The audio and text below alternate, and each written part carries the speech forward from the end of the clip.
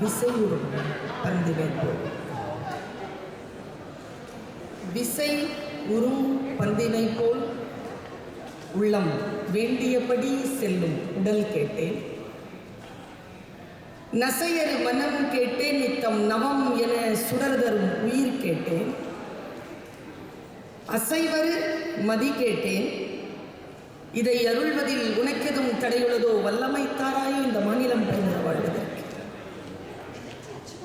தெளிவுறவே அறிந்திடுதல், தெளிவுறவே அறிந்திடுதல், தெளிவு தர மொழிந்திடுதல்.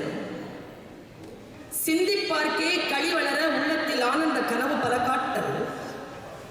கண்ணீர் துளி வர உள் உருக்குதல்.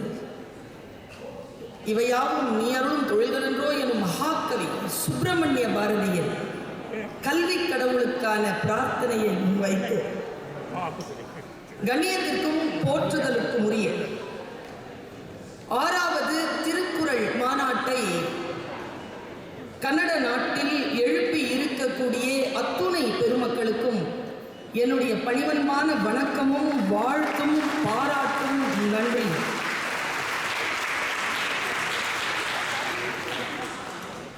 சிவன் இளங்கோ அவர்கள்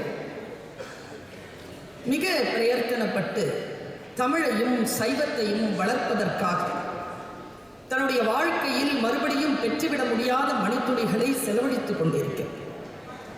அவரோடு இணைந்து பணியாற்றக்கூடிய அத்துணை பேருக்கும் என்னுடைய வாழ்த்துக்கள். திரளாக கூடியிருக்கிறீர்கள். காலையிலிருந்து மிக விமர்சையாக இந்த மாநாடு துவங்கி நடந்து கொண்டிருக்கக்கூடிய இந்த வேளையில்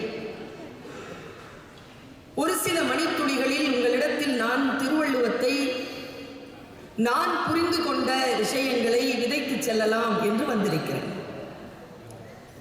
இப்போ நிறைய பேர் செல்போன்ல ரெக்கார்ட் பண்ணிட்டு இருக்கீங்களா?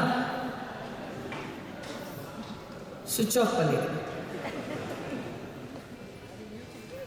அரை மணி நேரத்தில் யூடியூப்ல வந்துடும்.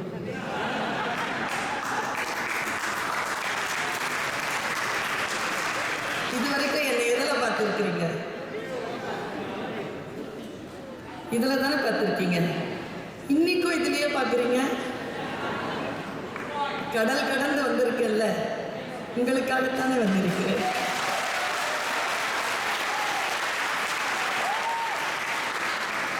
எல்லாவற்றையும் சுவிட்ச் ஆஃப் பண்ணி போட்டுட்டு ஒரு அரை மணித்தியாலும் உங்களோடு சேர்ந்து திருவள்ளுவத்தை சிந்திக்கலாம் என்று வந்திருக்கிறேன். அந்த ஆர்வத்தோடு நீங்களும் கேட்க வேண்டும் என்று என்னுடைய மனக்கிடக்கையை இங்கே பதிவு செய்து கொள்கிறேன். பாரதி என்னை மிகவும் கவர்ந்த ஒரு மகாகவி. இந்த வலதுபுறத்திலும் இடதுபுறத்திலும் பல தமிழ் சான்றோர்களுடைய புகைப்படங்களை வைத்திருக்கிறார்கள். அதில் அங்கே பாரதியும் இருக்கிறார். நான் இங்கே வந்து உட்கார்ந்த வினாடியிலிருந்து பாரதியையும் வள்ளுவரையும் மாறி மாறி பார்த்து கொண்டே இருந்தேன். பாரதியார் தமிழ்நாட்டிற்கு என்று ஒரு அடையாளத்தை சொல்கிறார். இப்போ எனக்கு இலங்கையை பற்றி அவ்வளவு தெரியாது. ஆனால் தமிழ்நாட்டில் இருக்கக்கூடிய ஒவ்வொரு மாவட்டங்களுக்கும் ஒரு சிறப்பு உண்டு.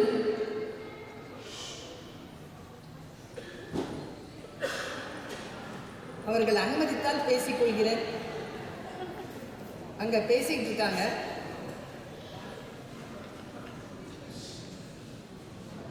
நீங்க அனுமதிச்சா கொஞ்சம் பேசிக்க. 25 ஆண்டு காலமாக ஆசிரியையாக இருக்கிறேன். என் கிளாஸ்ல யாரும் ஃபெயிலானதில்லை, ஃபெயிலாக விட்டதில்லை.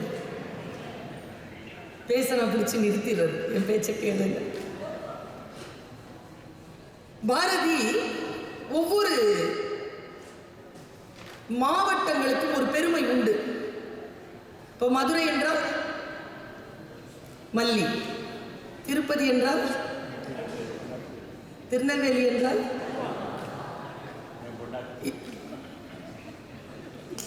நான் முதலே சொல்லிட்டேன் உங்க மனைவியை பார்த்து, அந்த தியாகி நீங்க தான். நான்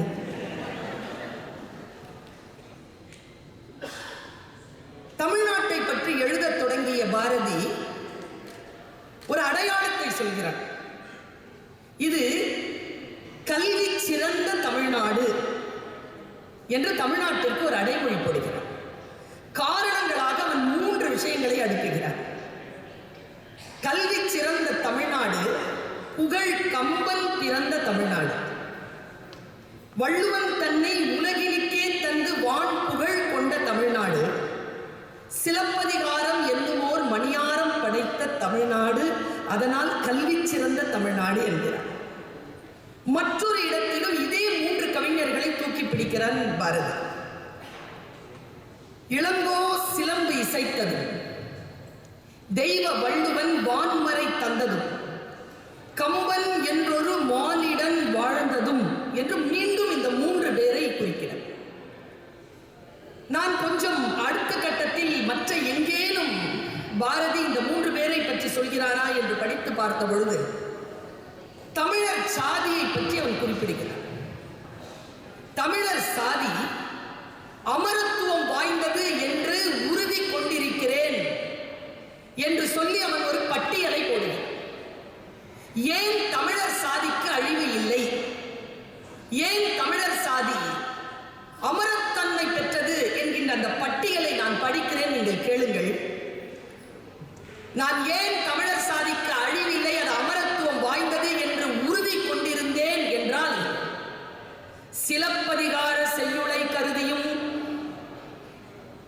திருக்குறள் முடிச்சிருக்கலாம்ல, எப்படி விரிவுபடுத்துறான் பாருங்க. திருக்குறள் உறுதியும் தெளிவும் பொருளின் ஆழமும் விரிவும் அழகும் கருதியும்,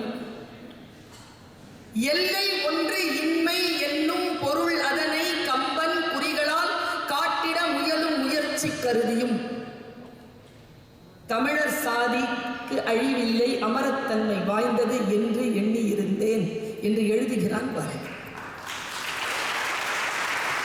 இன்றைக்கு அடுத்த தலைமுறைக்கு இந்த இலக்கியங்களை கொண்டு செலுத்துவதற்கான கடப்பாடு மூத்த தலைமுறைக்கு வந்திருக்கிறது. நான் இங்கே வியந்து பார்க்கிறேன், குழந்தைகள் இங்கே திருக்குறளின் பொருள் எடுத்து நடனமாடி இருக்கிறார்கள். நான் பேசுவதற்கு பிறகு திருக்குறளை மாணவ கண்மணிகள் இளைஞர்கள் இசைக்க இருக்கிறார்கள். இந்த மாநாட்டில் மிக முக்கியமான நகர்வாக நான் கருதுவது 100 ஆய்வறிஞர்கள் வந்து இங்கே ஆய்வு கட்டுரைகளை வழங்குவது மட்டுமல்ல, இளைஞர்கள் திருக்குறளை கொண்டாடுவதற்கான வாய்ப்பும் மேடையும் இந்த மாநாடு அமைத்து தந்திருப்பதும் மிக முக்கியமான நகர்வாக நான் கருதுகிறேன். இந்த உலகத்தில் தமிழர் இனத்திற்கு என்று வேதம் உண்டு, அதன் பெயர் திருக்குறள். வீடுகளில் நாம் நம்முடைய மதம் சார்ந்த மறைகளை வாசித்துக் கொள்ளலாம். ஆனால் இனமாக நாம் உயர வேண்டும் என்றால் நம் அனைவருக்கும் மதத்தை கடந்து, ஒரு முஸ்லீமாக இருக்கக்கூடிய தமிழச்சிக்கு, தமிழனுக்கு, ஒரு கிறிஸ்துவராக இருக்கக்கூடிய ஒரு தமிழனுக்கு, தமிழச்சிக்கு, இந்து மதத்தை பின்பற்றுகின்ற ஒரு தமிழனுக்கு, ஒரு தமிழச்சிக்கு பொதுவாக ஒரு மறை இருக்கிறது என்றால் அதன் பெயர் வள்ளுவம் என்கின்ற மிகப்பெரிய உண்மையை நாம் அடுத்த தலைமுறைக்கு உணர்த்தியாக வேண்டும். நான் இப்படி யோசித்து பார்க்கிறேன், இந்த உலகத்தில் ஏன் பைபிளுக்கு பிறகு பல மொழிகளில் பெயர்க்கப்பட்ட பேரிலக்கியமாக குறள் விளங்குகிறது என்று யோசித்து பார்த்தால், தமிழர்களாகிய நாம் இருக்கிறோம் இல்லையா, நமக்கு என்று ஒரு அற்புதமான குணம் உண்டு. இது எந்த குணம்? நாம் எங்கே போனாலும், நான் ஒரு விஷயத்தை சொல்றேன் பாருங்க, ஒரு தமிழன் இருக்கின்ற வரைக்கும் மீண்டும் தமிழ் இனம் எழுந்து உயிர் பெற்று நின்று நிலைக்கும். இதுதான் உலகத்தில் மனித வரலாறு எழுதி கொண்டிருக்கக்கூடிய மாபெரும் பொன்னெழுத்துக்களால் ஆன ஆவணம். ஒரு தமிழன் இருந்தால் போதும், அது எந்த மதத்தை சார்ந்தவர்களாக இருந்தாலும் ஒரு தமிழன் போதும் தமிழ் இனத்தை மறுபடியும் தூக்கி நிறுத்துவதற்கு. இந்த உலகத்திலே எந்த மதமும் சொல்லாத, எந்த இன மொழியும் யாரும் சொல்லாத அற்புதமான விஷயத்தை உலகிற்கு தந்தவர்கள் தமிழர்கள். ஏன் நாம் இப்படிப்பட்ட குணமுடையவர்களாக இருக்கிறோம்? நாம் பேரன்பு கொண்டவர்கள், பெரும் கருணை கொண்டவர்கள், பேரறிவு படைத்தவர்கள். இந்த இனமே அப்படித்தான். இதை குறித்து ஓஷோவிடம் கேட்கப்பட்டது, ரஜனீஷ் என்கின்ற ஞானியிடம். ஏன் இந்த தமிழர்கள் மட்டும் ஒரு சாதியா இருக்கிறாங்க, எல்லாரும் ஒரு மாதிரியா இருக்கிறாங்க, இந்த தமிழர்கள மட்டும் புரிஞ்சிக்க முடிய மாட்டேங்குது? ஏனென்றால் ஓஷோ சொல்கிறார், அவர்தான் இந்த பூமியில் பூர்வக்குடிகள் என்று பேசுகிறார். இந்த பூமியில் பூர்வக்குடிகள், இந்த பூர்வக்குடிகளுக்கான ஒரு வேதம் இருக்கிறது என்றால் அது வள்ளுவம் என்றால் அந்த வள்ளுவம் என்ன சொல்கிறது? நான் வியந்து பார்க்கிறேன். நீ என்ன சாதி, நான் என்ன சாதி என்று கேட்கின்ற பொழுது காக்கை குருவி எங்கள் சாதி என்றார் பாரதி. பாரதியை நான் வியந்து பார்க்கிறேன். காக்கை குருவி எங்கள் சாதின்னு போய் அவன் கடந்து போகல. நீள் கடலும் மலையும் எங்கள் கூட்டம், நோக்கும் திசையெல்லாம் நாம் அன்றி வேறு இல்லை, நோக்க நோக்க களியாட்டம் என்கிற இந்த டிராவல் இருக்குல்ல, இந்த பயணம், இது எங்கிருந்து வாய்ப்பு இருக்கும் அவனுக்கு? வள்ளுவர் சொல்கிறார், பிறப்பு ஒக்கும் எல்லா உயிர்க்கும். உலகத்திலேயே நீங்கள் எங்கே வேண்டுமானாலும் சென்று கேட்டு பாருங்கள், சட்ட புத்தகம் என்ற ஒன்று இருந்தால் அதில் இருக்கக்கூடிய மனித உரிமையின் முதல் வாக்கியம் பிறப்பொக்கும் எல்லா உயிர்க்கும் என்பதாகத்தான் இருக்க முடியும். தமிழர்களுக்கான சட்ட புத்தகம் திருக்குறள். இன்னும் ஒரு வார்த்தை சொல்றேன். இரவு நேரத்தில் நம்ம அம்மம்மாலாம் ராத்திரி ஒரு பிடி சோறு போட்டு தண்ணி ஊற்றி வைப்பா. எனக்கு இலங்கை மற்ற நாடுகளில் தெரியாது. எங்கள் அம்மம்மா திருநெல்வேலிக்காரி போட்டு வைப்பாங்க. ஏன்னா ராத்திரியில் யாராலும் வந்துட்டாங்கன்னா அவங்க பசியோடு தூங்கக்கூடாதுங்கிறதுனால. இந்த மாநாட்டினுடைய பொருண்மை கவர்னன்ஸ், ஆட்சிமை.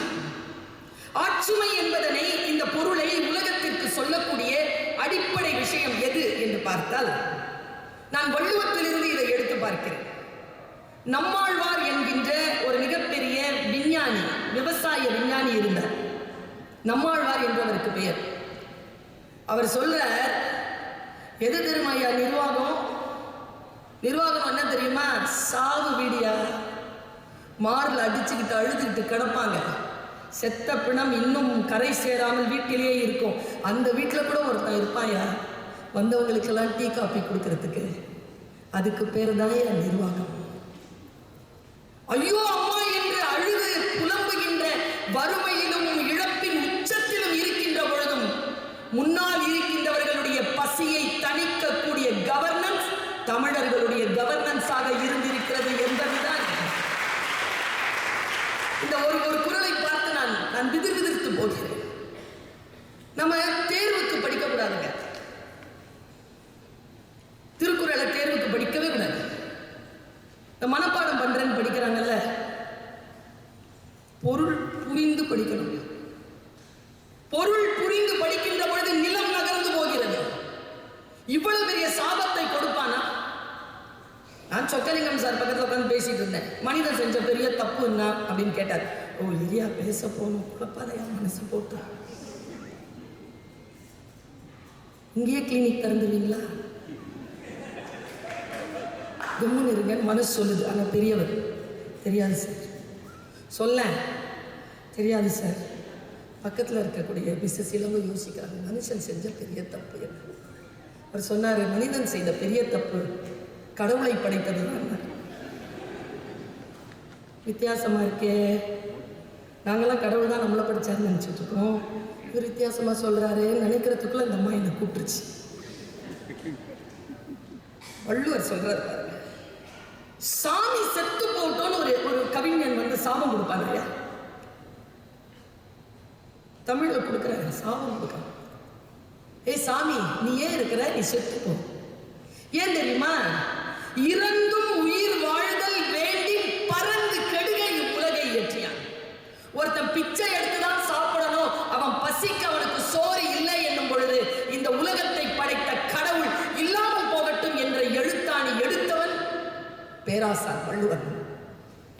கடவுள் கொள்கைக்கு எதிரானதல்ல அது. தனி ஒருவனுக்கு உணவில்லை என இஜகத்தினை எரிக்கிடுவோம் நானே பாரதி. அதற்கு முன்னால் வந்த முன்னத்தி ஏர். நான் இப்படி யோசித்து பார்க்கிறேன். இந்த ஆட்சிமையை, தமிழர்களுடைய வாழ்வியலை நான் குழந்தைகளுக்கு சொல்லுகிறேன், இளைஞர்களுக்கு சொல்லுகிறேன், நம்முடைய இனத்திற்கு என்று இருக்கக்கூடிய சட்ட புத்தகம் குழந்தைகளே திருக்குறள். நீங்கள் 1000 சட்டங்களை படித்துக் கொள்ளுங்கள். நீங்க இந்த ஊர்ல இருக்கிற சட்டம் படிச்சுக்கோங்க, யூகேல இருக்கிற சட்டம் படிச்சுக்கோங்க, யூஎஸ்ல இருக்கிற சட்டம் படிச்சுக்கோங்க, சிங்கப்பூர்ல இருக்கிற சட்டம் படிச்சுக்கோங்க, இந்தியாவில் இருக்கிற சட்டம் படிச்சுக்கோங்க, எங்க வேணாலும் சட்டம் படிச்சுக்கோங்க. சட்ட புத்தகமாக மனித வாழ்க்கையில் வரையறுத்து இருக்கக்கூடிய அறம் சார்ந்த சட்ட புத்தகம் திருக்குறள் மட்டும்தான். நான் 5 மொழிகளை தெரிந்து கொண்டு இதை சொல்கிறேன். அது ஒரு சட்ட நூல். இந்த சட்ட நூல் மனிதனை எப்படி வழிபடுத்துகிறது? நான் காலையிலிருந்து சில விஷயங்களை யோசித்தபடி இருக்கிறேன். இந்த நூற்றாண்டில் நாம் பயன்படுத்திய 2 முக்கியமான சொற்கள் என்னன்னு தேடுறேன். என்ன தெரியுமா? அதிகமா பேசின பேச்சு இந்த 20, 21ஆம் நூற்றாண்டில் நாம் பேசியது மனித உரிமை, சமூக நீதி. இந்த 2 சொற்கள் தான் அதிகமா பேசப்பட்டிருக்கக்கூடிய சொல். இந்த 2 சொற்கள். திருக்குறள் எழுதப்பட்ட காலம் சங்கம் மருவிய காலம். 14 கீழ்கணக்கு நூல்களில் வருகிறது திருக்குறள். 14 மேல் கணக்கு நூல்கள் பாட்டும் தொகையும். 14 கீழ்கணக்கு நூல்களில் மூத்த நூலாக குறள் விளங்குகிறது. நீதி நூல்களுக்கான தலையாய நூலாக இது விளங்குகிறது என்றால் இதற்கு சில தகுதிப்பாடுகள் உண்டு. 1330 குறட்பாக்கள். இந்த 1330 குறட்பாக்களில் ஒவ்வொரு குறளிலும் பொதிந்திருக்கக்கூடிய பேருண்மையை புரிந்து கொண்டால் போதும். நான் சில விஷயங்களை மட்டும் சொல்லுகிறேன். அறமும் பொருளும் சார்ந்த இந்த பகுதிகளுக்கானதுதான் இந்த மாநாட்டில் அடிப்படையான பொருண்மையாக கருதப்பட்டுக் கொண்டிருக்கிறது. அறம் என்பது என்ன? நான் மற்ற மொழிகளில் எல்லாம் தேடி பார்க்கிறேன். அறம் என்கின்ற வேர்ட் காயின், கலைச்சொல், நீங்கள் எந்த வேதத்திலும் எடுத்து பாருங்கள், விளக்கங்கள் தான் இருக்குமே தவிர கலைச்சொல் கிடையாது. தமிழுக்கு மட்டும்தான் இருக்கிறது அறம் என்கின்ற கலைச்சொல். நம்முடைய மதம் எது என்றால் தமிழர்களுடைய மதம் அறம். அறத்தோடு வாழ்கின்றவர்கள் நாம். எது அறம்? வாய்மை. எது வாய்மை?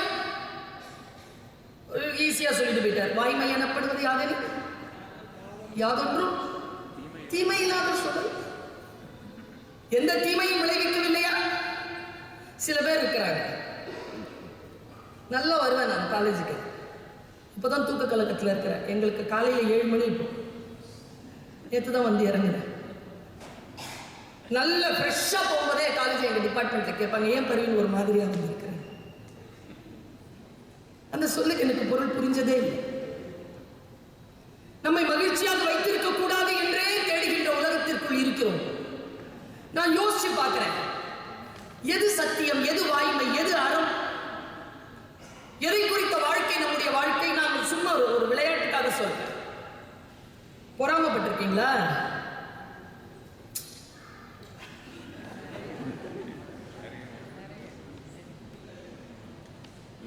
சில பேர் நின்று இருந்தா, நான் சொல்லியிருக்கேன் ஏற்கனவே, சில பேர் பக்கத்துல நின்னா துணி எறிகிற வாசனை.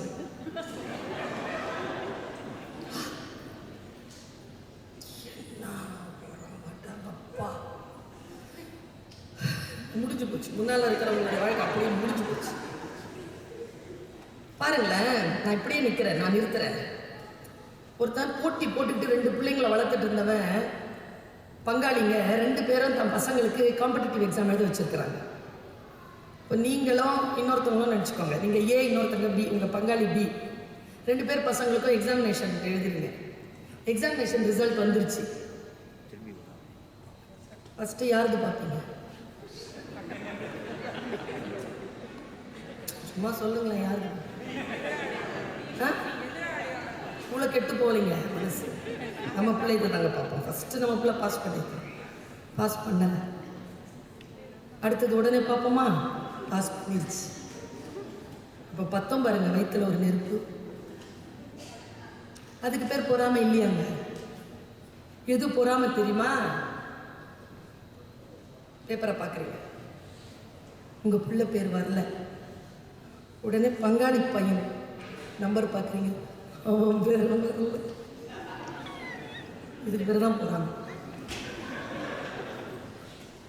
அவன் நல்லா இருக்கிறானே, நான் நல்லா இருக்கிறான்னு சொல்றதுக்கு பேர் இல்லையா பொறாம. நான் நல்லா இல்லாத போது எவனும் நல்லா இருக்க கூடாதுன்னு நினைக்கிறோம் பாருங்க, அதுக்கு பேர் தான் பொறாம. வள்ளுவம் என்ன சொல்லுது தெரியுமா? வாய்மை எனப்படுவது யாது? யாதொன்றும் தீமை இல்லாத சொல்ல.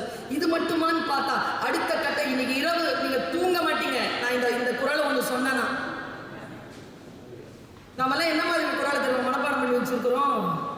ஸ்வீட் சூப்பரான குறட்களை மனப்பாடம் பண்ணி வச்சிருக்கோம். இதெல்லாம் கத்தி, அருவா, இதெல்லாம் வந்து தீப்பந்தம்.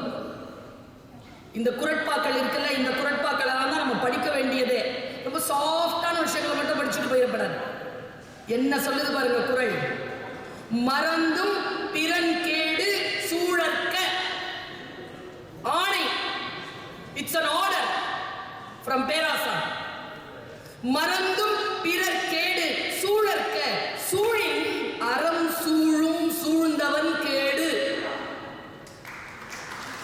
அப்பா, அறம் இருக்குல்ல, அறம் வந்து கொள்ளுமா? பரத்திற்கான வாழ்வியல் என்ன? அரசியலை பிழைத்தோர்க்கு அறம் கூற்றாகும். மறந்தும் பிறன் கேடு சூழற்க. சூழின் அறம் சூழும் சூழ்ந்தவர் கேடு என்று பேசுகிறார் பேராசார். ஐயன் திருவள்ளுவருடைய ஒவ்வொரு வார்த்தைகளாக நான் பார்க்கிறேன். இப்பொழுது நாம் சில பேரை பார்க்கிறோம். சில பேர் புகழ் கொண்டவர்களாக இருக்கிறார், சில பேருக்கு புகழ் இல்லை, பிரபலமாக இருக்கிறார். இதை புரிஞ்சுக்கிறதுக்கே எனக்கு 28 வருஷம் ஆச்சு. பிரபலம் என்பது வேறு, புகழ் என்பது வேறு. 4 நாளைக்கு மேடையில வந்து யூடியூப்ல வந்துட்டா பிரபலம் ஆயிடலாம். பிரபலமாவது அல்ல, வாழ்வின் நோக்கம் புகழுடையவர்களாக வாழ்வது என்பதுதான் தமிழர் காட்டுகின்ற அறக்கோட்பாடு. தோன்றி அக்திலார். எனக்கு வள்ளுவர் ரொம்ப பிடிக்குதுங்க. எனக்கு எங்க தெரியுமா பெரியவங்க கத்துக்க வேண்டியது. நமக்கு இந்த குழந்தைகள் கிட்ட பேச தெரியல தெரியுமா? ஏன் நம்ம பேச்ச கேட்க மாட்டேங்குது பிள்ளைங்க? யாராவது இங்க கை தூக்குங்க, என் வீட்டுல என் பிள்ளை என் பேச்ச கேட்குதுன்னு. பிள்ளை பேச்ச கேட்கறது இல்லை. ஏன் தெரியுமா? நாம ஒரு ஸ்டேட்மெண்ட் கொடுப்போம், அது திருப்பி கேட்போம். ஏன்னு பதில் சொல்ல தெரியாது, கெட்ட வார்த்தையில திட்டி விட்டுரும். ஆனா வள்ளுவன் இப்படி பதில் சொல்றாரு பாருங்க. யாகாவாராயினும் காவாக்கல். கேட்கிறாங்க, சோக அப்படி சொல்லி இழுக்கப்பட்டு பதில் சொல்றான் பாருங்க. நின்ன உன்னற்க கடலை உனின் உங்க சான்றோரால் வேண்டப்படாதவர். என்ன கம்யூனிகேஷன் இது? இதனால் தான் தலைமுறை தலைமுறை கடந்தும் நாம் வள்ளுவத்தை தூக்கி நிறுத்திக் கொண்டிருக்கிறோம். ஒரு அறத்தை பேசுகின்ற பொழுது அந்த அறம் பிறந்தால் என்ன நேரும் என்பதற்கு வள்ளுவர் கேள்வி கேட்டு பதில் சொல்லுகிறார். Statement, question, answer. பாருங்க. இல்ல எனக்கு ரொம்ப பிடிச்சமான இன்றைய இளைஞர்கள் கற்றுக்கொள்ள வேண்டியது பிள்ளைங்களா. ஏன் தெரியுமா? பெரியவர்கள் எல்லாம் சேர்ந்து இத்தகைய மாநாடுகளை நடத்துகிறோம். அடுத்த தலைமுறையிடம் இது கொண்டு சேர்ப்பதற்காகத்தான். அடுத்த தலைமுறையிடம், எந்த தலைமுறையிடம் கொண்டு சேர்க்க வேண்டும் தெரியுமா? அறிவும் ஆற்றலும் பொருளாதார மேன்மையும் அதிகாரமும் படைத்த நம் தலைமுறையிடத்தில் தமிழ் சரியாக போய் சேரும் என்றார். தமிழர் சாதிக்கு ஒரு நாளும் அழிவு இல்லை. அது அமரத்தன்மை வாய்ந்ததாக இருக்கும். அது அமரத்தன்மை வாய்ந்ததாக இருக்க வேண்டும் என்றார். நாம் சரியான வகையிலே குறளை அடுத்த தலைமுறைக்கு மொழி புரிவது போல் போய் சேர்க்க வேண்டிய கடப்பாட்டில் இருக்கிறோம். நான் இப்படி சொல்லுகிறேன். இலர் பலராக காரணம். இப்போ நான் பேசிட்டு இருக்கேனா, ஒரு ஐயா லேட்டா வந்தாரா, அவரை ஒருத்தர் கூட்டிட்டு வந்து இடத்துல உட்கார வச்சாரா, அதை நீங்க வேடிக்கை பார்த்தீங்களா? அதனால உங்க வாழ்க்கையில 1 இன்ச்சு கூட உயரப்படுது. இங்கே நான் நின்று பேசிக்கிட்டு இருக்கிறேன்னா, ஏதோ ஒரு விஷயம் சொல்கிறேன்னா, கவனம் சிதறி எங்கேயோ பார்த்தீங்களா, நான் பேசினது உங்களுக்கு கடந்து போயிடுச்சு.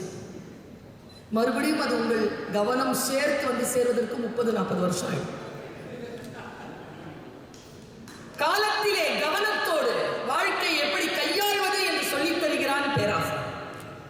இலர் பலராக காரணம் நோற்பார் சிலர் பலர் நோலாதவர். இலர் பலராக காரணம். இல்லைங்கிறவன் பெரிய நிறைய பேர் இருக்கிறான். ஏன் இருக்கிறான்? கொஞ்சம் பேர் தான் வேலை செய்யறாங்க, மற்றவெல்லாம் குரூப் போட்டோல வந்து நிற்கிறான். கை தட்டுகின்றவர்கள் எல்லாம் பாதிக்கப்பட்டவர். வைத்தறிச்சலா இருக்கவங்க, ஆனா தவிர்க்க முடியாது. தலை குனிந்து உட்கார்ந்து இருக்கிறார் சிவனிளங்கோ. என்னை எதிலையும் சிக்கல்ல மாட்டிவிடாத தாயி, நான் ஒன்றுமே சொல்லலையே என்று உட்கார்ந்து. நோற்பார் சிலர் பலர் நோலாதவர். சிலர் தான் தவம் இருக்கிறார்கள், பலருக்கு அந்த தவம் கையில் வருவதே இல்லை என்று பேசுகிறார். எனக்கு முன்னால பேசிய ஒரு அரசியல், ஒரு கவுன்சிலர், கடுமையான சொல்லை எதிர்கொள்ளுங்கள், கடுமையான சொல்லை எதிர்கொள்ளுகின்ற பொழுதுதான் வாழ்க்கையில் தவறுகள் நேரிடாமல் உங்களை நீங்கள் காத்துக்கொள்ள முடியும் என்று சொன்னார். இந்த கடுமையான சொல் யார் சொல்லுவது? அதில் ஒரு குறிப்பு உண்டு. யார் சொல்லுகின்ற கடுமையான சொல்லை கேட்பது? இப்போ நிறைய பேருக்கு வண்டி ஓட்டணும்னு ஆசைங்க, பிரபஞ்சம் குறிச்சிக்குதுங்க. நிறைய பேர் டிரைவர் ஆகிடும். என்ன மேட்டர் தெரியுமா பிரச்சனை? யார் வண்டியை ஓட்டுறதுங்கிற தெளிவு இல்லாம போல யோசிக்கும் போதே அதையும் சேர்த்து யோசிக்கணும். ஒரு ஸ்டேட்மெண்ட் சொல்லும் பொழுது உள்ளுக்குள்ள இருக்கக்கூடிய வேறொரு விஷயத்தையும் யோசிச்சுதான் சொல்லணும். அதை அடிப்படையான ஒரு விஷயத்தை சொல்றேன் பாருங்க. நான் நம்முடைய வாழ்க்கையில் நாம் தவற விடுகின்ற சொற்களுக்கு இருக்கக்கூடிய பொருள் இருக்கு இல்லையா, அந்த பொருள் தான் அந்த முழுமையான ஸ்டேட்மெண்ட்க்கு உயிர் தருவது. பல நேரங்களில் வசதியா அந்த சொல்ல மட்டும் நம்ம கடந்து போயிடும்.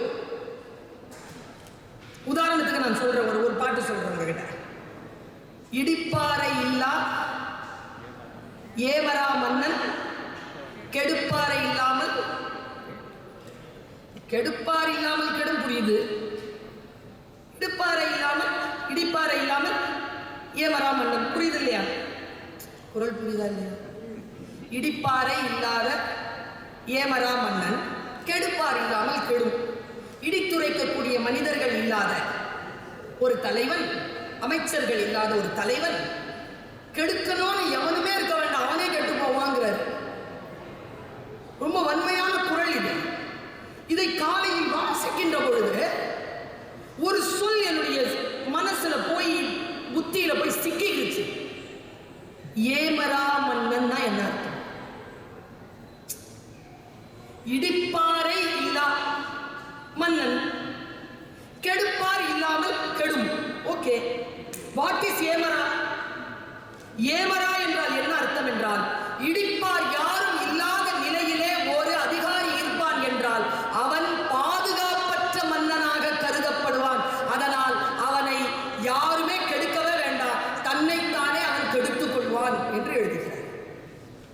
பாதுகாப்பு அற்ற மன்னன் எந்த ஒரு பணியை எடுக்கின்ற பொழுதும் பெரியோரை துணை கோடல், சிற்றினம் சேராமை.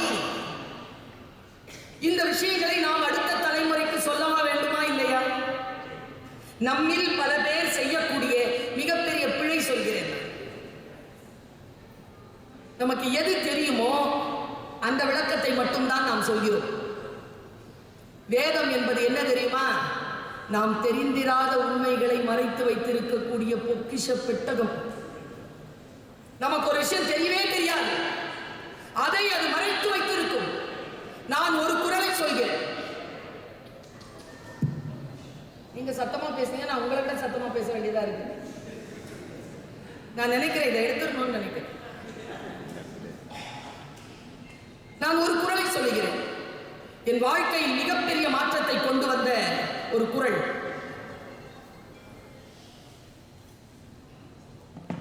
அதிகாரத்தால் எதையும் சாதிக்க முடியாது. உண்மையா நான் சொல்றேன், அதிகாரத்தால் ஒன்றும் சாதிக்க முடியாது. ஆனால் அந்த அதிகாரம் செலுத்தக்கூடியவனிடத்தில் இருக்கக்கூடிய சில பண்புகள் இருக்குல்ல, அது அந்த அதிகாரத்தை செல்லுபடியாகும். ஒரே வார்த்தை தான், எல்லோரும் சொன்னாலும் அது சபையேறாது. சிலர் சொன்னால்தான் சபையேறும். ஒப்புக்கொள்கிறீர்களா? ஒரு பொண்ணு பெரிய சிக்கல்ல மாட்டிக்கிட்டா. எங்க காலேஜில் நான் வேலை செய்யும் போது வேற காலேஜ் பொண்ணு என்கிட்ட வந்தா. அவங்க அம்மாவை கூட்டிகிட்டு வந்தாங்க. அவங்க அம்மா தான் கூப்பிட்டு வந்தாங்க. பொண்ணு பெரிய சிக்கல்ல மாட்டிக்கிட்டாங்க. சபையில் சொல்ல முடியாத சிக்கல். பொண்ணு உறுதியா இருக்கா, வாழ்க்கை சீரழிச்சிக்கிறதுல உறுதியா இருக்கா. அவளை உட்கார வச்சு ஒரு 5 நாள் வகுப்பு எடுக்கணும்னு சொன்னேன். 2 hours கவுன்சிலிங். 3 நாள்லயே பிள்ளை கையில் வந்துருச்சு. படிக்கிறேன் மேம், இதெல்லாம் விட்டுறேன் மேம் அப்படின்ட்டான். நான் உண்மையாவான்னு சொல்ல, ஆமாம் மேம் உண்மையாக தான் புரிஞ்சு. நான் ஒரு பாயிண்ட் சொன்னேன், அந்த பாயிண்ட் அவளுடைய மனசை கலைச்சி விட்டுருச்சு. அவள் யோசிக்கிறா. அப்படியா மேம் சொல்கிறீங்க? ஆமாப்பா, நீயே யோசிப்பார். யோசிச்சு அவள் ஃபோனை கொடுத்துட்டா. வேண்டாம் மேம், எனக்கு இது மேல் இது இந்த சின்ன ஃபோன் கொடுத்துட சொல்லுங்க மேம் அம்மாட்ட. நான் படிச்சுக்கிறேன் மேம் முதல்ல, அப்புறமா இதெல்லாம் பார்த்துக்கலாம் மேம். 17 வயசு பிள்ளைக்கு. வெளியில் எடுத்துகிட்டு வரேங்க, பிள்ளைய அவங்க அம்மா கையில் கொடுக்குறேன். அந்த பாப்பா கொடுக்குறது ஃபோனை அவங்க அம்மாட்ட. அம்மா எனக்கு இது வேணாம்மா, பட்டன் ஃபோன் கொடுமா, இனிமேல் நான் அவள் சிங்கிள் பேரண்ட் குழந்தை, இனிமேல் நான் உன் பேச்சை கேட்டுட்டு இருந்துக்கிறேம்மா. உங்கள் அம்மா ரியாக்ஷன், நிஜமாவா சொல்கிறேன்? ஆமாம்மா. போய் சொல்றியா? இல்லைம்மா. எங்கிருந்து தான் அந்த அம்மா கோவம் வந்துச்சோ, ஃபோனை போட்டு அடிச்சு உடைச்சி அவளை அடிச்சு, இதைத்தானே 6 மாசமா நான் சொல்லுவேன். டிவியில் வரவங்க சொன்னா கேப்பியோ? அந்த பொண்ணு ஒரே விஷயம் சொல்லிச்சு, நான் ஏன் இந்த முடிவுக்கு வந்தேன்னு சொல்லிட்டு புரியுதா அப்படின்னு என்னை பார்த்து. நான் யோசிச்சு பார்க்கிறேன், எங்கே எது இழக்கிறோம் நாம்? நம்மை நாமே வழிபடுத்திக் கொள்வதற்கான பாதை தெரியாமல் எங்கே சிக்கிக் கொண்டிருக்கிறோம் நாம்? மழை பெய்கிறது, வீட்டில் இருந்து பாத்திரங்களில் அந்த மழை நீரை பிடித்துக் கொண்டிருக்கிறோம். வெளியில் வந்து பார்த்தால் தெரிகிறது, கிணறும் ஆறும் கடலும் நிரம்பி வழிந்து கொண்டிருக்கின்றன. ஒரே மழைதான். பாத்திரம் சரியாக வைத்திருக்கிறோமா? குரலை புரிய வேண்டும் என்றால் பாத்திரம் காத்திரமாக இருக்க வேண்டும், இல்லை என்றால் குரல் புரியாது. அறிவினால் ஆகுவது உண்டோ? எனக்கு ஆச்சரியங்க இந்த குரலை படிச்சுட்டேன். அறிவினால் ஆகுவது உண்டோ? பிரிதின் நோய் தன்னோய் போல் போற்றாக்கடை. தமிழ் படிச்சவங்க நாம. ஆக்சுவலி அன்பினால் ஆகுவது உண்டோ தானே சார்? உங்க நோயை என் நோயா நான் நினைக்கலன்னா, நான் பெற்ற அன்பினால் என்ன பையன் தானே கேட்கணும். உங்க வலியை நான் புரிஞ்சுக்கிறதுக்கு அறிவு வேணுமா, அன்பு வேணுமா? சொல்லுங்க, எது வேணும்? அன்பு தானே வேணும். தலை தட்டாது. அன்புடைமையில அந்த பாட்டை போட்டிருக்கலாம். அன்பினால் ஆகுவது உண்டோ? பிரிவின் நோய் தன்னோய் போல் போற்றா கடை. ஒன்னு சொல்ற, எழுதி வச்சுட்டு போங்க இந்த மாநாட்டில். குறள் ஒன்று சொல்கிறது, மற்றவர்களிடத்தில் அன்பு செலுத்துவதுதான் புத்திசாலித்தனம். நீ அறிவுடையவனாக இருக்கிறாய் என்றால் புத்திசாலித்தனத்தோடு இரு. எங்க அம்மாட்ட நான் ரொம்ப அன்பா இருக்கிறேன். 80 பவுன் எனக்கு கொடுத்துருச்சு. அறிவினால் ஆகுவதுண்டோ? அறிவினால் ஒரு பயன் உண்டோ உனக்கு? மற்றவர்கள் நோயை நோய் போல் நீ நினைக்க மாட்டேன் என்கிறாய் என்று அன்பு செலுத்துவதை அறிவார்ந்த செயலாக முன்வைத்த இனம் தமிழினம். அதை முன்வைத்த பேராசான் திருவள்ளுவன். அன்பு சகலத்தையும் தாங்கும்னு சொல்றோம் இல்லையா? அந்த பேரன்பின் பெருவெளியில் தான் இந்த மாநாடு நிகழ்ந்து கொண்டிருக்கிறது. நாம் எல்லோரும் இங்கே வந்து உட்கார்ந்து இருக்கிறோம் என்றால் என்ன காரணம் என்றால், அன்பின் மிகுதியால் இனத்தோடு சேர வேண்டும், இனத்திற்கான அடையாளத்தை தேட வேண்டும், இனத்தோடு இருக்கக்கூடிய அந்த நிலையை இன்னும் வலுப்படுத்திக் கொள்ள வேண்டும் என்கின்ற அறிவுதான். அந்த அறிவின் அன்பின் உச்சத்தில் தான் இங்கே நாம் எல்லோரும் உட்கார்ந்து இருக்கிறோம். அன்பை பேசுகிறான் வள்ளுவன், அறிவை பேசுகிறான் வள்ளுவன், இந்த நாட்டை எப்படி ஆள்வது என்று பேசுகிறான் வள்ளுவன். நான் இப்படி சொல்கிறேன், நாம் எப்படி எல்லாமோ வாழ்ந்து விட்டோம். நம் காலம் மிகப்பெரிய பெரிய இடர்பாடுகளில் கடந்து வந்திருக்கிறது. நம் தலைமுறைக்கு நாம் எதை விட்டு செல்ல போகிறோம்? இன்னைக்கு இருக்கக்கூடிய மிகப்பெரிய பிரச்சனை என்ன தெரியுமா? நாம அம்மா அப்பா தமிழ் பேசினாங்க, இப்போ நாம தமிழ் பேசுறோம். இப்போ இந்த ஜெனரேஷன்ல இருக்கிற பிரச்சனை என்னன்னா, நாம தமிழ் பேசுறோம், நம்ம பிள்ளை நம்மகிட்ட இங்கிலீஷ் பேசுது. நம்ம தமிழ்ல பேசினா அது இங்கிலீஷ்ல தான் பதில் சொல்லுது. அது பிள்ளை கிட்ட நாளைக்கு அது என்ன பேசுவோம்? அதுக்குள்ள அதுக்கிட்ட என்ன பேசுவோம்? அப்ப இந்த மாநாடு என்ன பண்ணிட்டு இருக்கீங்க? அப்படி என்றால் தமிழை நான் ரொம்ப நுட்பமா ஒரு விஷயம் சொல்லவா? தயவு செய்து வீட்டிலே ஆங்கிலத்தை பேசுவதை தவிர்த்து கொள்ளுங்கள். நான் சொல்றது உங்களுக்கு சிரமமா இருக்கும். நம்ம பிள்ளை எவ்வளவு கஷ்டப்படுதுன்னு நான் சொல்லவா? நம்ம ஆக்சென்ட் இருக்குல்ல, அதுல நம்ம பிள்ளை போய் வெளியில பேசுதா, அதுக்கு சரியான அங்கீகாரம் கிடைக்கிறது இல்லை. அது இங்கிலீஷ் வெளியில கத்துக்கிட்டோம், நாம் அதுக்கிட்ட பேசி அது இங்கிலீஷை கெடுக்க வேண்டாம். நாம தமிழ்ல பேசி நம்முடைய மரபை நாம் காத்துக்கணும். நான் ஒரு மொழி ஆசிரியர். மொழியின் மீது எனக்கு தாகம் உண்டு. மொழியை இறைவனால் மட்டும்தான் படைக்க முடியும் என்பதில் நான் உறுதியாக இருக்கிறேன். மொழி மனிதனால் படைக்கப்பட்டு விடவே முடியாது. அதுவும் தமிழ் மொழி இருக்குது. நான் ஒரு மதத்தின் சார்ந்து பிறந்துட்டேங்க. ஆனால் ஒவ்வொரு தொழுகையிலும் நான் செலுத்துகின்ற நன்றி என்ன தெரியுமா? தமிழகத்தில் பிறக்க வைத்தாயே இறைவா, தமிழகத்தில் பிறக்க வைத்தாயே. தமிழ் பேச தெரியுதே, தமிழ் படிக்க தெரியுதே. இல்ல தமிழ் இங்கிலீஷ்ல படிக்கலையே. என்னதான் இருந்தாலும் ஜியு போப்பனுடைய கிராண்ட் டாக்டரா இருந்தாலும் அவங்க இங்கிலீஷ்ல தானே படிக்கிறாங்க. என்ன இறைவன் தேர்ந்தெடுத்தானே, ஓ தமிழ்லயே படிச்சுக்கோ, ஓ தமிழை புரிந்து கொள். ஆனால் என்னை விட அவர்கள் ஆசீர்வதிக்கப்பட்டவர்கள். ஏன் தெரியுமா? வேறு எந்த மொழியிலோ இருந்து வந்து தமிழை எடுத்து அதை புரிந்து வேறு மொழியில் செலுத்தி கொண்டு உலகமெல்லாம் பரப்பக்கூடிய வேலையை செய்திருக்கிறார்.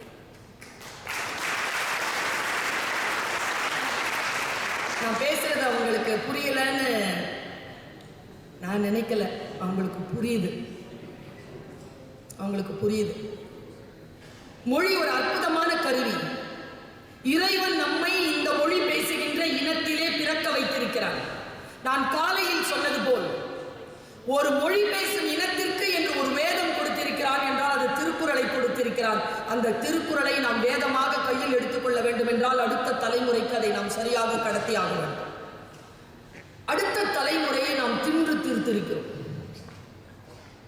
நம் மூத்த தலைமுறை நமக்கு தந்த அந்த மொழி ஆர்வத்தை நாம் அடுத்த தலைமுறைக்கு தர ஏதோ ஒரு நிலையிலே தவறி இருக்கிறோம். நான் இந்த குற்றச்சாட்டை ஒரு தலைமுறைக்கே வைக்கிறேன். என்னுடைய தகப்பன் எனக்கு கொடுத்த அந்த மொழி அறிவை நான் என் மகனுக்கு கொடுத்திருக்கிறேனா? என்னதான் இருந்தாலும் அந்த குழந்தை கிட்ட கவிதையை கொண்டு சேர்க்க முடியலைங்க. ஏன் முடியல? என்ன காரணத்தினால் முடியவில்லை? நாம் இத்தகைய ரொம்ப நான் சொல்லவா, இன்றைய இளைஞர்கள் கிட்ட நான் பேசுகின்ற பேச்சை கேட்கக்கூடிய இளைஞர்கள் தமிழில் ஈர்க்கப்படுகிறார்கள் என்பதற்கு ஒரே காரணம் என்ன தெரியுமா? நான் அவர்கள் மொழியில் தமிழை பேசுகிறேன். தமிழில்தான். அவர்கள் பேசுகின்ற மொழி வேறாக இருக்கிறது. தமிழ் மொழிக்கான அந்த புரிதல் வேறாக இருக்கிறது. வேறாக இருக்கக்கூடிய அந்த மொழியில் நான் என்னுடைய கருத்துக்களை கொண்டு அவர்களிடத்தில் சேர்க்கிறேன். இந்த தலைமுறை அடுத்த தலைமுறைக்கான மொழியை சரியாக புரிந்து கொள்ள வேண்டும் என்று நான் இந்த மாநாட்டில் கோரிக்கை வைக்கிறேன். என்னுடைய தகப்பன் எனக்கு தந்த மொழி அறிவை நான் புரிந்து கொள்ள, எங்க அப்பா நல்லா சொல்லுவாருங்க, உருதுல தான் சொல்லுவாரு. நான் எப்படி தமிழுக்கு வந்தேன்? இது என்ன ரசவாதம்? அப்பா சொல்வாருங்க, தோத்துட்டு வந்து அப்பா சொல்வாருங்க, फानूस बनकर जिसकी हिफाजत हवा करे वो शम्मा क्या बुझे जिसे रोशन खुदा करे. உடம்பு பதறுது, இப்போ நினைச்சாலும் பதறுது.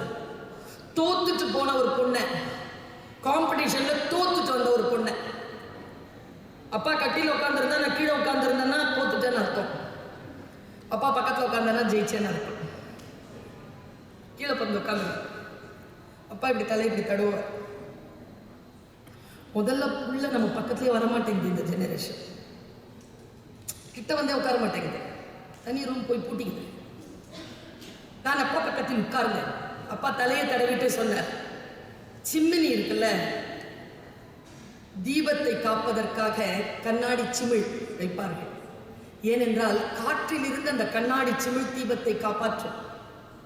சொல்லிட்டு என்கிட்ட சொன்னாரு, உன்னை எது காப்பாத்துது தெரியுமா? கண்ணாடி சிமிழ் இல்ல, உன்னை காப்பாற்றுகின்ற சிம்மினி காத்து. வீட்டுல போய் வச்சு பாரு. உன்னை காப்பாற்றுகின்ற சிம்மினி காற்று.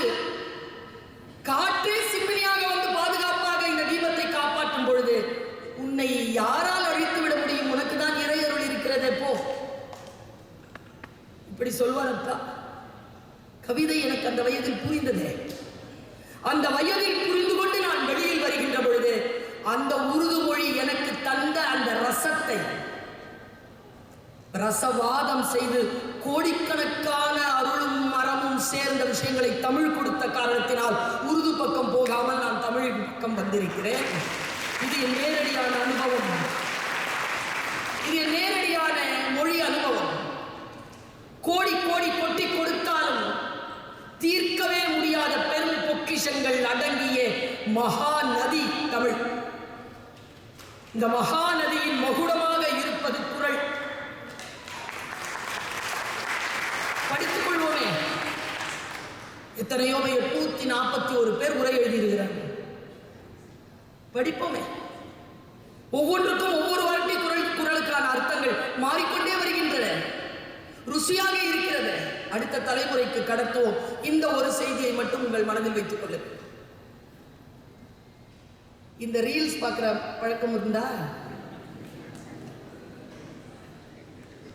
AI sir, AI artificial intelligence. நான் சொல்லட்டுமா? இது ஏஐ, இது ஆர்ஐ, ரியல் இன்டெலிஜென்ஸ்.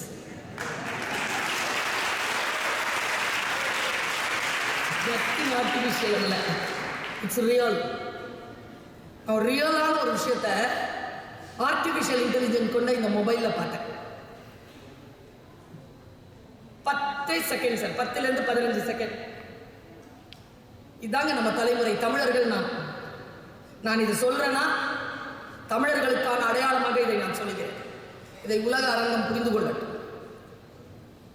ஒருத்தன் கேமரா எடுத்துட்டு காட்டுக்கு போறான் சார். 10-15 செகண்ட்ல முடியுது. இதை நான் ரொம்ப வேகமா சொல்றேன். கேமரா ஒருத்தன் எடுத்துட்டு போறான், முன்னால் ஒருத்தன் அவனும் கேமரா எடுத்துட்டு போறான். 2 பேர் வந்துகிட்டே இருக்காங்க. ஒரு ஆறு ஓடுது. ஒருத்தன் என்ன பண்ணிட்டான், ஆத்துல கடந்து போறான். அவன் கையில கேமரா இருக்கு. தூரத்துல இருந்து ஒருத்தன் கேமரா பிடிச்சிட்டு இருக்கிறான். அந்த ஆத்த கடந்து போறவன். 2 கேமரா, 2 ஆள். போனவன் என்ன பண்ணா, ஒரு பாறையில ஏறி உட்காந்துட்டான். பேகை திறந்தான். உள்ள இருந்து பசுமையா ஏதோ ஒரு பெரிய இலை சார்ந்த ஒரு வலை மாதிரி இருந்தது. அதை எடுத்து பொருத்திக்கிட்டான். உள்ள கேமரா வச்சான். இப்ப அந்த கேமராவின் வழியாக நமக்கு அந்த ரீல் வருது. நம்ம உலகத்தை பார்க்கிறோம். அந்த கேமரா எதை காட்டுதுன்னா, நிறைய பறவைகள் பறந்து வரதை காட்டுது. அந்த கடலுக்கு மேல, அந்த ஆறுக்கு மேல அங்க ஒரு பெரிய மரம் இருக்கு. அந்த மரத்துல வந்து அந்த பறவை ஒண்ணு, பெரிய பறவை ஒண்ணு வந்து உட்காந்துச்சு. தாய் பறவை. அது வாய் அளவு ரொம்ப பெருசா இருக்கு. அது என்ன பண்ணுச்சு, வந்து உட்கார்ந்த உடனே மறுபடியும் சிலிப்பிட்டு மறுபடியும் எழுந்திரிச்சு பறந்து வருது. பறந்து வந்து மறுபடியும் போய் உட்காந்துருச்சு. மறுபடியும் பறந்து வருது. ஒரு வட்டம் போடுது, மறுபடியும் போய் உட்காந்துருச்சு. 3ஆவது வாட்டி வரும்போது அப்படியே வந்து சலக்குன்னு உள்ள இருந்து இவ்வளவு பெரிய மீன் எடுத்துருச்சு. எடுத்துட்டு போய் உட்கார்ந்து கேமரா அதை ஜூம் பண்றான். அந்த மீனை என்ன பண்ணுச்சு, அந்த பறவை வாயில வந்து காலுக்கு மாத்துது. காலுக்கு மாத்தி இப்படி பிடிச்சி இந்த 2 கண் இந்த பக்கம் தானே இருக்கிறதுக்கு இப்படி பாக்குது. அந்த அந்த மீனை பாக்குது. இப்படி மீன் வால் துள்ளிக்கிட்டு இருக்கு. வாய் மூடி திறந்துட்டு என்ன நினைச்சதோ அப்படியே வாயில எடுக்குது. வாயில எடுத்துட்டு பறந்து வந்துச்சு. பறந்து வந்து எந்த இடத்துல கிடைச்சோ அதே இடத்துல போட்டுச்சு. இப்ப கேமரா என்ன பண்ணிட்டான், அவன் கலைஞன். அவன் அந்த பறவை பக்கம் போகாம அந்த தண்ணிக்குள்ள விட்டான் கேமரா. அந்த மீன் என்ன பண்ணுதுன்னு, மீன் உள்ள போன மீன் இப்படி இப்படி இப்படி இப்படின்னு அது ஆக்சிஜன் இல்லாமல் கஷ்டப்பட்டு இருக்கு போல இருக்கு. அது மூச்சு வாங்கிக்கிட்டே கொஞ்ச நேரம் இப்படி மேலே வந்துச்சுங்க. மேலே வந்து இப்படி ஒரு சிலுப்பு சிலுச்சிச்சு பாருங்க. அது கீழே இருந்து அவ்வளோ முட்டைகள். காட்சியை பார்த்து நான் அப்படியே ஸ்டன் ஆயிட்டேன். அந்த ரீல் எனக்கு என்ன சொல்லுது தெரியுமா? அந்த பறவை இந்த உலகத்துக்கு ஒரு செய்தி சொல்லுது. நான் மீனை இறையா சாப்பிடுவேன், ஆனா ஒருபோதும் தலைமுறையை சாப்பிடுவதில்லை. நாம் அத்துணை பேரும் வாழ்வாதாரத்திற்காகத்தான் வந்தோம், அடையாளங்களை தக்க வைத்துக் கொள்வதற்காகத்தான் வந்தோம். ஆனால் ஒருபோதும் நம் தலைமுறைக்கு நாம் துரோகம் செய்யாமல் அவர்களுக்கான உலகை, அவர்களுக்கான உரிமையை, அவர்களுக்கான அறத்தை, அவர்களுக்கான இலக்கியத்தை அவர்களிடத்தில் ஒப்படைத்து விட்டுத்தான் செல்வோம் என்பதற்கான சாட்சியாக விளங்குகின்ற இந்த 6வது திருக்குறள் மாநாட்டின் புகழ் ஓங்கட்டும், அடுத்த தலைமுறைக்கு அறம் போய் சேரட்டும் என்று சொல்லி வாய்ப்பளித்தமைக்கு நன்றி பாராட்டி சார்கிறேன். நன்றி. அவருக்கான ஒரு கௌரவிப்பினை இந்த அரங்கம் வழங்க இருக்கின்றது. அதற்காக மதிப்புக்குரிய ஆசிரியை திருமதி யோகா பத்மநாதன் அவர்களை விடை அளிக்கின்றேன்.